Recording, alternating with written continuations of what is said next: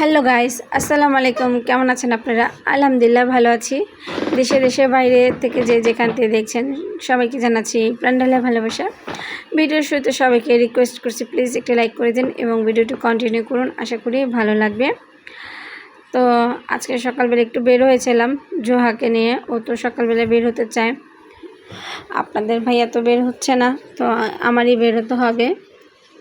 আসার সময় কিছু সবজি কিনে নিয়ে আসি, আর নিয়ে আসি কাঁচা আম। তো কাঁচা আমের সিজন কিন্তু শেষ হয়ে যাচ্ছে, তো আচারের জন্য কিছু কাঁচা আম কিনে নিয়ে এসেছি। জোহা কাঁচা আমের মানে আচারটা খুব পছন্দ করে, বিশেষ করে ওই ডালের সাথে কাঁচা আমের আচারটা খুব পছন্দ করে, তো ওর জন্যই আনা হয়েছে। আর একটু দুপুরে আম ভর্তা মাখিয়ে নেব খাওয়ার জন্য।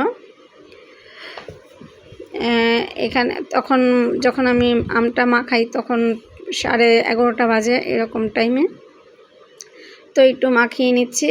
আর আমি বলছিলাম যে আপনাদের ভাইয়াকে যে কাঁচা আম ভর্তা খেলে নাকি ঘা পেকে যায়, কিন্তু ডাক্তার বলছে যে না, কামরাঙ্গা আর তেঁতুল নাকি ঘা পাকে। এছাড়া সব রকম টক জাতীয় ফল খেলে ভিটামিন সি থাকে, ওটাতে আরও ঘায়ের উপকার হয়। তো যাই হোক, আপনার ভাইকে একটু দিয়েছিলাম আর আমিও খেয়ে নিলাম। তা আম মাখার পর কিন্তু আপনার ভাইয়াদেরকে একটু ডিম দিয়ে দিলাম।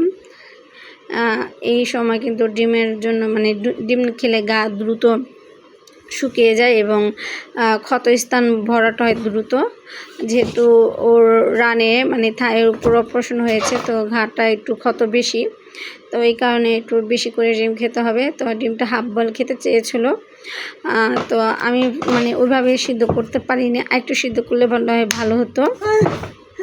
তারপর এখানে বিভিন্ন রকমের ভর্তা আছে, কালিজিরা ভর্তা, কাঁচকলা ভর্তা, তারপর বেগুন ভর্তা, আলুর ভর্তা, আজকে সব রকম ভর্তা তৈরি করেছিলাম।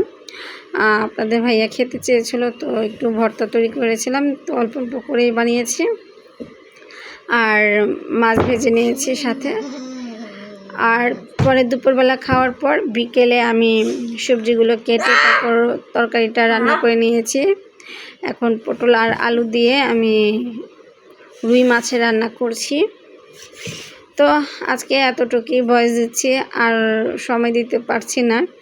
জানি না আজকে কী যেন হয়েছে, আমার মানে কোনো কিছুই ঠিকঠাক হচ্ছে না। যাই হোক, আজকে এতটুকুই। আল্লাহ হাফেজ। আর যারা এখনও সাবস্ক্রাইব করেননি প্লিজ সাবস্ক্রাইব করে ফেলবেন, এবং যারা এখনও একটা করে লাইক করেনি, ভিডিওটা দেখছেন তারপরও লাইক করেননি, প্লিজ লাইকটা করে ফেলবেন। আজকে এতটুকুই। আল্লাহ হাফেজ, আসসালামু আলাইকুম।